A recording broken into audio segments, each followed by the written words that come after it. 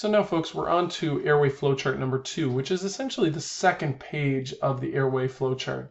The first airway flowchart we walked through asking, is the patient currently oxygenating or ventilating? We answered yes, and then worked through a complete assessment, a differential diagnosis, and working diagnosis, and then a treatment, being thoughtful that we don't want to delay definitive care.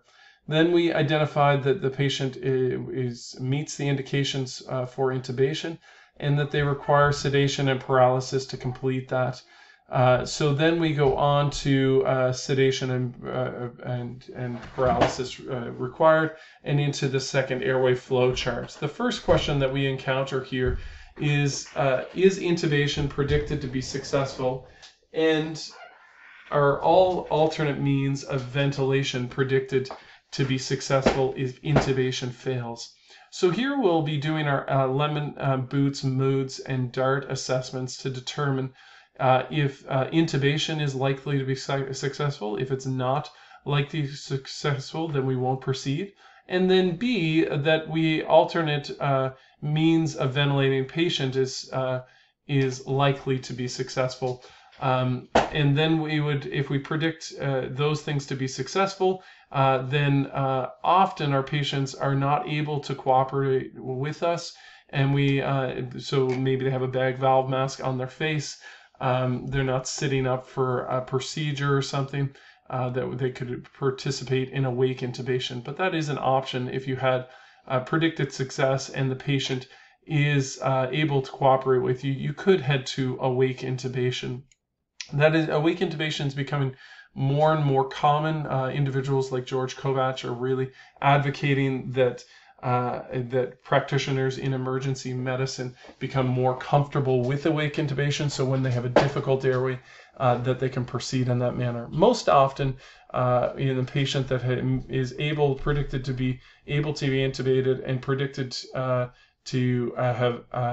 be able to bag valve mask, extraglottic device, and surgical airway, is that you'll come down and just go through your RSI checklist as we've been practicing thus far.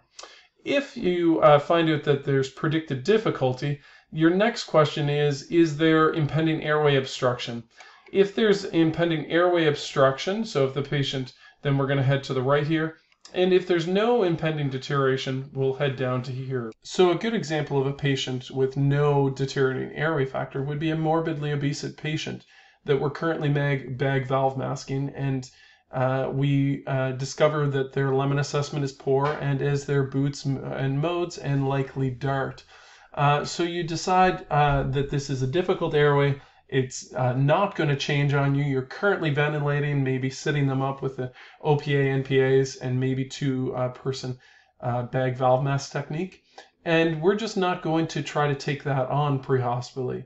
You'll just transport them to hospital as they are if their airway is not deteriorating. If we arrived to a patient that was likely to be deteriorating, and they're able to, we have the option of, are they cooperative or uncooperative? Let's say that a patient just came out of a house fire, has some stridor, some angioedema from the burns in their airway, and we know that we're quite concerned of that airway getting worse and not being able to capture, then I would suggest that we initiate rapid transport, contact online medical control, and notify the hospital early, and then proceed to awake intubation if the consult physician agrees that this is necessary. So in a patient that's able to sit up and cooperate with you. If they're uncooperative and the airway is determined, so if we found difficulty and we decide they do have impending airway obstruction and they're uncooperative, then we're going to contact online medical control, evaluate time to definitive care.